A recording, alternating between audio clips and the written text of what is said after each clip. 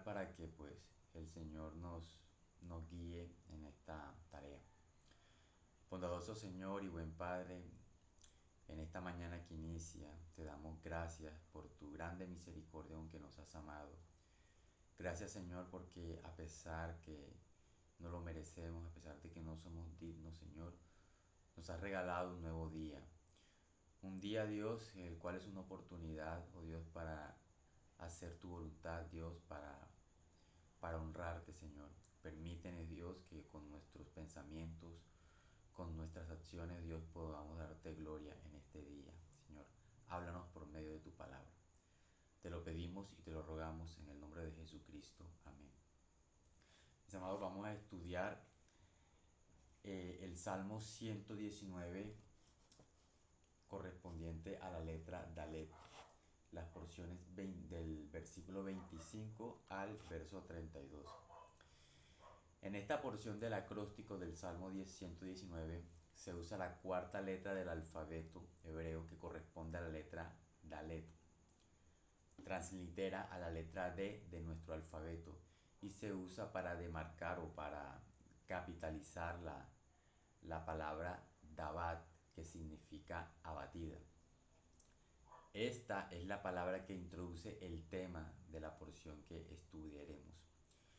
El abatimiento en el que se encontraba el autor es lo que da forma al tema del pasaje.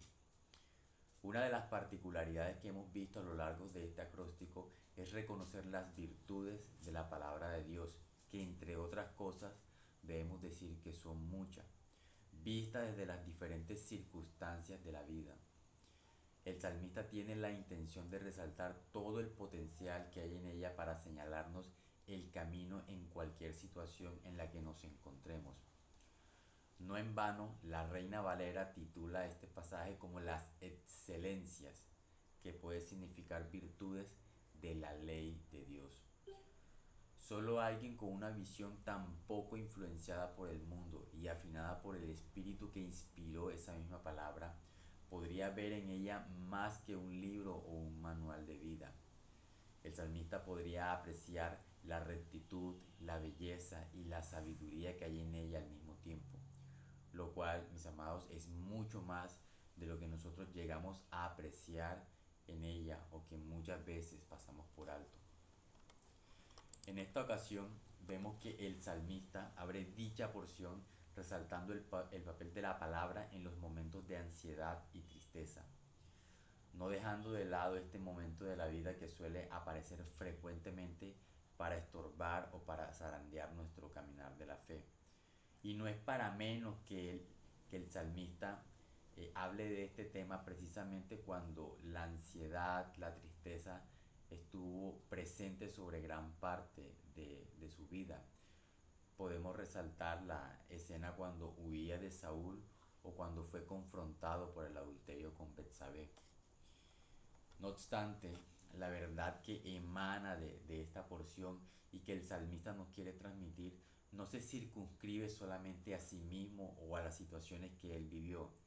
Dicha verdad es tan aplicable a cualquiera que esté sujeto a pasiones como puede ser cualquiera de nosotros en cualquier momento de su vida. Sin importar cuál sea la situación, la palabra aparecerá como ese salvavidas en el cual podemos depositar nuestra esperanza. Así que vamos a leer la primera porción del pasaje, los versos 25 al 28. Dice la palabra: abatida hasta el polvo está mi alma, vivifícame según tu palabra. Te he manifestado mis caminos y me has respondido. Enséñame tus estatutos. Hazme entender el camino de tus mandamientos, para que medite en tus maravillas. Se deshace mi alma de ansiedad, susténtame según tu palabra.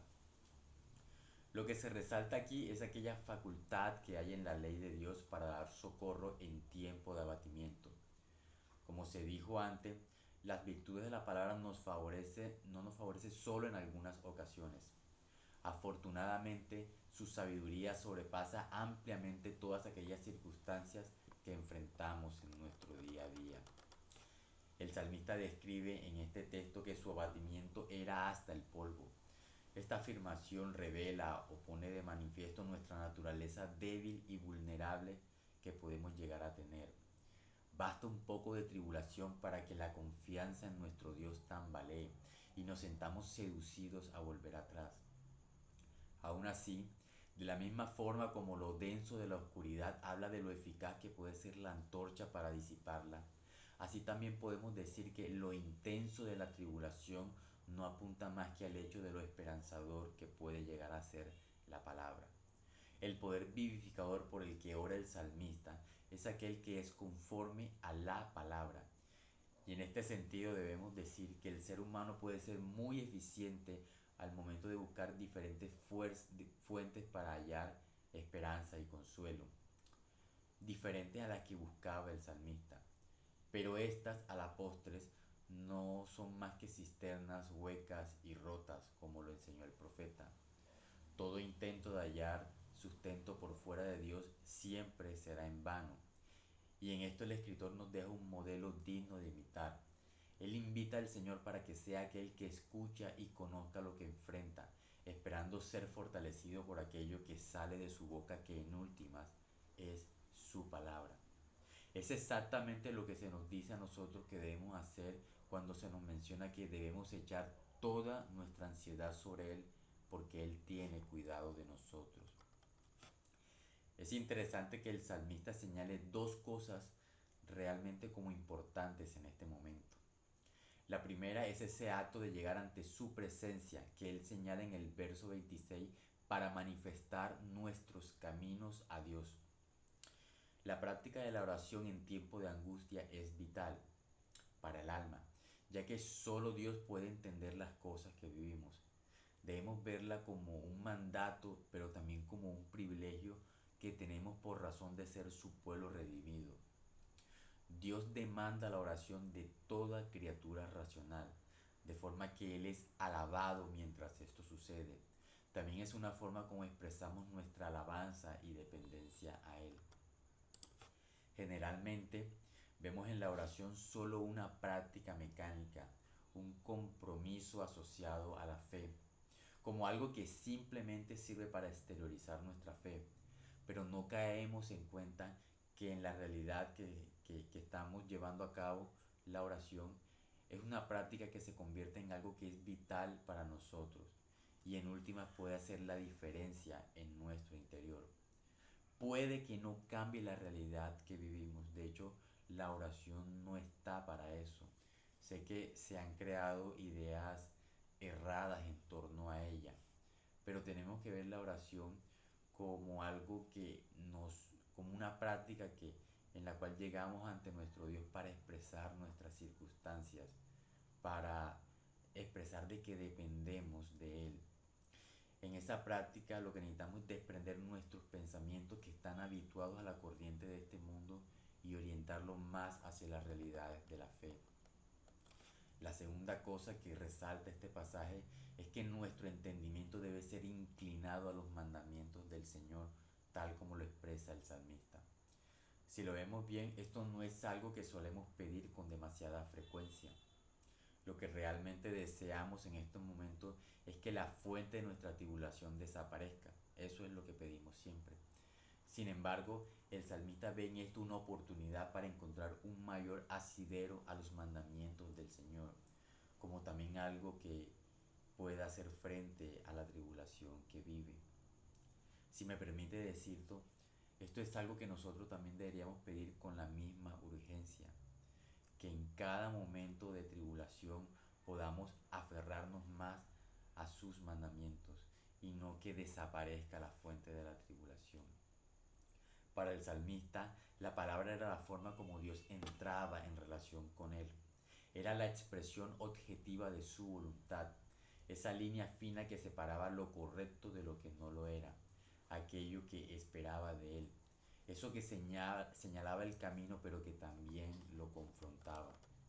Sin lugar a duda que el salmista lleva a otro nivel la observancia de los mandamientos del Señor, al punto de declarar en el verso 27 que solo encerraba maravillas dignas de ser contempladas cual la obra de un artista. Hazme entender el camino de tus mandamientos para que medite en tus maravillas. En los versos 29 y 30 muestran ese peligro en el cual nuestro corazón es susceptible y del cual debemos ser guardados. Vamos a leerlo. Aparta de mí el camino de la mentira, y en tu misericordia concédeme tu ley. Escogí el camino de la verdad, he puesto tus juicios delante de mí. En estos versos el salmista saca a relucir esa realidad que tiene que ver con la naturaleza del corazón del hombre. Aunque se está refiriendo a su corazón propio, el alcance de lo que afirma puede ser tan general como queramos, ya que su experiencia nos sirve como antecedentes para cuidarnos de él. Mis amados, el corazón lo solemos definir como el centro de las emociones, el asiento de la voluntad y de los pensamientos y de la personalidad, una parte fundamental de nuestro ser. Sin embargo, en medio de este clamor desesperado a Dios por asistencia, no nos deja sin hablarnos de las intenciones perversas que Él tiene. El salmista solo tuvo que indagar un poco en su interior para entender lo terriblemente adverso que puede llegar a ser movido por los deseos que provienen desde ahí, es decir, desde esa parte fundamental de su ser. Si hay una enseñanza que nos deja la experiencia del escritor, es que el corazón no es un gran aliado en aquella tarea de obedecer los mandamientos del Señor. Siempre con toda su fuerza tratará de corromper y desviar nuestro camino, elevándose siempre a cosas vanas. De modo que así como en el ámbito de la milicia, nos tomamos el trabajo para conocer a nuestro enemigo, para saber cómo enfrentarlo, para saber qué estrategia aplicar. Es de mucho provecho también que podamos conocer a nuestro corazón y cuán divagante puede llegar a ser en el pecado. La declaración del salmista en el verso 29 al decir, aparta de mí el camino de la mentira o líbrame de mentirme a mí mismo, como lo dice otra traducción, se refiere precisamente a ese mal que brota de sí mismo, a todo ese potencial para producir engaño que lo puede llevar lo más lejos posible de la voluntad de Dios. Es muy fácil en momentos de tribulación el que encontremos asidero en cualquier cosa que no sea la palabra de Dios, ayudados por nuestro corazón. Esta es una tendencia natural que no puede ser revertida por sí misma, a menos que como el salmista clamemos a Dios en busca de socorro. Es precisamente de lo que el escritor quiere ser librado. ¿Por qué encontraría sustento en aquello que no proviene de Dios? ¿Por qué él permitiría que cualquier filosofía cautivara su corazón? Todo esto al final resultaría en un autoengaño orquestado por su propio corazón. Todo aquel que se acerca a Dios debe encontrar en Él todo lo necesario para sustentar su camino en los diferentes ámbitos de la vida. Y esto incluye el ámbito emocional. Contrario a las conclusiones a las que podríamos llegar mediante el sentido común, lo realmente cierto es que la ley del Señor es medicina para el alma y una fuente de gozo perpetua. En un mundo hostil y vano como el que vivimos, tan contrario a Dios, debemos tener la certeza de que la palabra del Señor es verdad y que en ella encontramos refugio en momentos de adversidad. Esto es lo que podemos ver en la parte B del verso 29. En tu misericordia concédeme tu ley. A pesar de que se sabe que la ley deja al descubierto su profunda pecaminosidad y en consecuencia lo deja como un reo de castigo, no obstante, el salmista no lo ve así o no ve así la ley. Paradójicamente, la ve más bien como un privilegio o un regalo, algo que no merece, algo de lo cual debe rogar hasta que misericordiosamente le sea concedido, algo que anhela como cualquier otro bien que produzca satisfacción a su alma. Hermanos, debemos orar día a día por esta facultad para poder mirar a la ley de Dios y verla como lo único que puede encaminar nuestros pasos hacia el sendero de la justicia. Aún la tribulación y el sufrimiento son momentos propicios para ser consolados y alentados por la ley del Señor. Ella tiene ese poder Ella tiene el poder para dirigirnos hacia lo que es realmente aceptable delante de los ojos del Señor. Finalmente, leamos los versículos 31 y 32. Y creo que no podría terminar de una mejor forma. Esta porción termina como un ruego a Dios para que sea encaminado hacia lo que es bueno. Dice, me he apegado a tus testimonios, oh Jehová, no me avergüences. Por el camino de tus mandamientos correré cuando ensanche mi corazón. Vemos en este pasaje que el salmista ora para no ser avergonzado. Solo la palabra de Dios puede garantizarnos un buen caminar en el ámbito en el ámbito de la fe. Y dice en este pasaje que el hecho de que seamos encaminados por esa senda depende mucho de que el Señor ensanche nuestro corazón, de que nuestro corazón pueda ser abierto a la instrucción de Él. Solo nuestro Dios puede abrir nuestros ojos a las maravillas de su ley. Solo nuestro Dios puede afinar nuestros sentidos para que podamos con más diligencia entender su palabra. Y esta es la oración del salmista. Y si lo vemos bien, el salmista podría haber orado por cualquier otra cosa. Podría haber orado por victorias militares contra los amorreos, contra los pueblos cananeos. Podría haber orado por, no sé, por cualquier otro bien. Sin embargo, la oración del salmista es que su corazón sea ensanchado, que pueda ser más entendido. Y realmente, cuando nosotros vamos a los evangelios, podemos entender que seremos juzgados en la medida de la luz que tengamos. Y Él está orando porque la luz que tenga hacia sus mandamientos sea la máxima posible. Mis amados, y tenemos que, como el salmista, ver en ellos, en los mandamientos del Señor, perlas. Tenemos que ver oro en ellas, ya que es un gran valor. La ley de Dios es aquello con lo cual Dios ha decidido entrar en relación con nosotros. Y por eso, mis amados, debemos encontrar en ellos un asidero propicio para todas las circunstancias de nuestra vida, incluso en la tribulación. Vamos a orar, mis amados, son las 5:53 de la mañana. Señor, en este día, gracias te damos por tu palabra, oh Dios. Te pido, Señor, que nuestros pasos, que nuestros pensamientos sean inclinados hacia tus mandamientos, Padre.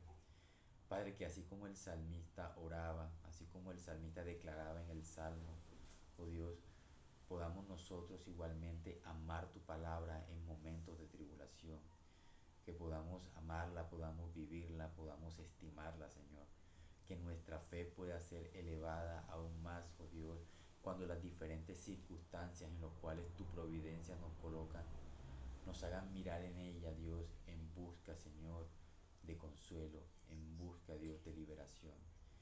Te pido, oh Dios, que abra nuestros pensamientos, Señor, para amarte, oh Dios, con toda nuestra entrega.